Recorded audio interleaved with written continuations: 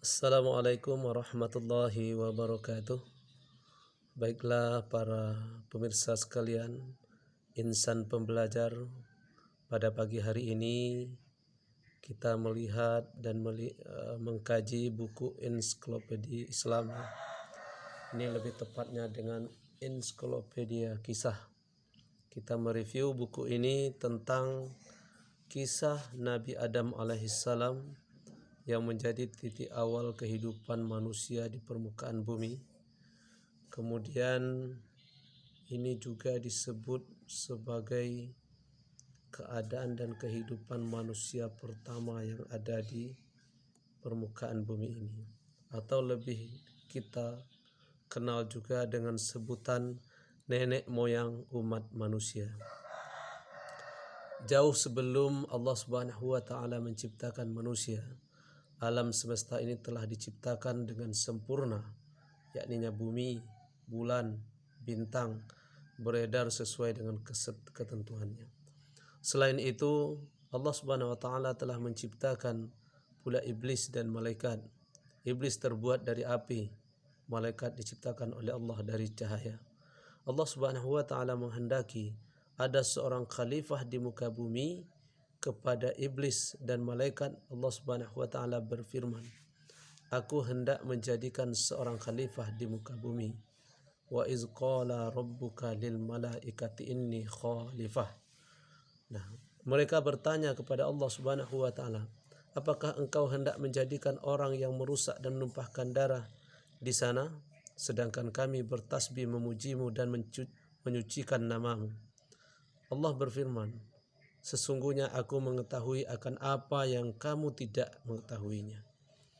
Allah Subhanahu wa taala menciptakan manusia, yaitunya Nabi Adam alaihissalam, atau kita sebut dengan Adam. Adam terbuat dari segumpal tanah liat yang kering dan lumpur hitam yang dibentuk sedemikian rupa. Setelah bentuknya sempurna, Allah Subhanahu wa taala meniupkan ruh kepadanya. Allah Subhanahu wa taala juga menganugerahkan akal dan pikiran kepadanya. Maka pada saat itu dalam Al-Qur'an Allah katakan, yakninya wa iz qala rabbuka lil malaikati inni khaliqum basaran min salsalin min hama'im masnun.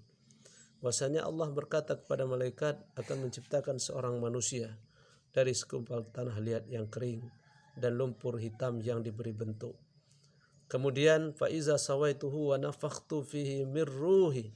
Kemudian aku meniupkan ruh ciptaanku kepada Adam, kepada manusia ciptaan Allah Subhanahu wa taala. Kemudian dengan itu dia bersujud. Maka dari itu Allah Subhanahu wa taala setelah menyempurnakan penciptaan Adam, kemudian ditiupkan ruh. Ini terdapat di dalam surah Al-Hijr ayat 28 dan 29 tentang penciptaan Nabi Adam, manusia pertama yang diciptakan oleh Allah Subhanahu wa taala sehingga berkembang sampai saat ini, sampai kepada generasi kita. Allah Subhanahu wa taala memberikan pengajaran atau mengajarkan nama-nama benda kepada Adam. Setelah itu Allah Subhanahu wa taala mengumpulkan para malaikat dan jin. Allah Subhanahu wa taala memerintahkan malaikat untuk menyebutkan nama-nama benda itu yang ada. Namun malaikat tidak mampu melakukannya.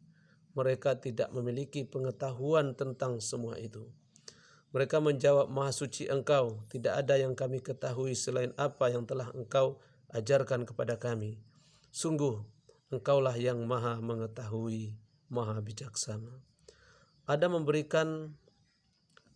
memberitahukan nama-nama benda yang ada atas perintah Allah Subhanahu wa taala. Malaikat pun kagum dengan kemampuan Adam. Mereka paham, mereka mengerti mengapa Allah Subhanahu wa taala memilih manusia sebagai khalifah di bumi. Manusia memiliki akal, oleh karena itulah manusia memiliki banyak pengetahuan. Atas kelebihan yang demikian yang dimiliki Adam, Allah Subhanahu wa taala menyuruh malaikat dan iblis untuk menghormatinya dengan cara bersujud kepadanya. Ini lanjutan dari ayat surah Al-Hijr itu ya.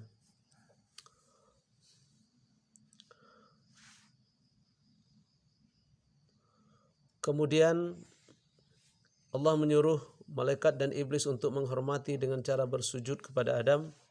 Hendaklah kalian bersyukur dengan cara bersujud kepada Adam. Perintah Allah Subhanahu wa taala kepada malaikat dan iblis. Malaikat melaksanakan perintah Allah, mereka bersujud tanda penghormatan, kecuali iblis. Iblis berasal dari golongan jin yang juga tinggal di surga. Iblis merasa lebih mulia daripada Adam sehingga enggan bersujud. Aku lebih baik daripada dia. Engkau menciptakan aku dari api, sedangkan dia engkau ciptakan dari tanah, kata iblis dengan sombongnya. Maka keluarlah kamu dari surga. Allah Subhanahu wa taala mengusir iblis dari surga karena membangkang atas perintah Allah Subhanahu wa taala untuk bersujud dan memberikan penghormatan kepada Adam. Maka dalam hal ini iblis pun keluar dari surga ya. Karena iblis merasa sombong dengan lebih mulia, menyatakan lebih mulia daripada Adam alaihissalam. Kemudian Allah Subhanahu wa taala mengusir iblis dari surga. Maka pada saat itu karena malaikat bersujud memberikan penghormatan, tapi iblis tidak mau memberikan penghormatan. Iblis merasa dirinya lebih mulia daripada Adam. Aku lebih baik, kata iblis. Engkau menciptakan aku dari api, sedangkan dia engkau ciptakan dari tanah. Maka keluarlah kamu, kata Allah Subhanahu wa taala, keluarlah kamu dari surga. Ini sesungguhnya kamu adalah orang-orang yang terkutuk. Ini yang dikatakan oleh Allah Subhanahu wa taala kepada iblis pada waktu itu. Sesungguhnya kutukanku tetap sampai hari pembalasan, kata Allah Subhanahu wa taala. Ya Allah, tangguhkanlah hukumanku sampai hari mereka dibangkitkan, pinta iblis. Sesungguhnya kamu diberi tangguh atau ditangguhkan hukumanmu sampai hari kiamat nanti. Demi kekuasaanmu, aku akan menyesatkan Adam dan keturunannya kecuali hamba-hambamu yang beriman, jawab iblis. Ini juga terdapat dalam Al-Quran. Iblis dilaknat oleh Allah Subhanahu wa taala sampai akhir zaman. Keadaan ini membuat iblis menjadi semakin marah terhadap Adam. Lalu bagaimana kehidupan Adam selanjutnya ketika Adam menikmati kehidupan surga, sehingga nanti sampai pula Adam tergoda oleh iblis, sehingga pada saat itu nanti Allah Subhanahu wa taala juga mengeluarkan Adam dari surga. Maka dalam hal ini kita tunggu kisah selanjutnya, yaitunya kondisi keadaan Adam hidup di surga. Demikianlah review yang pertama ini terkait dengan Nabi Adam alaihissalam, nenek moyang umat manusia. Nah, ini juga kita lihat di sebelahnya, manusia diciptakan dengan bentuk yang paling baik.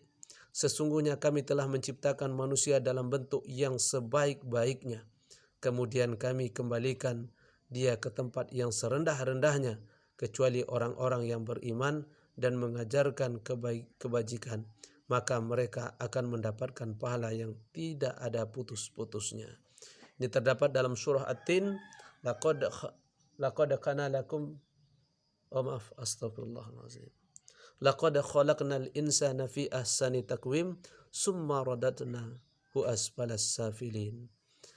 Demikian saja review kita terkait masalah penciptaan Adam, nenek moyang umat manusia.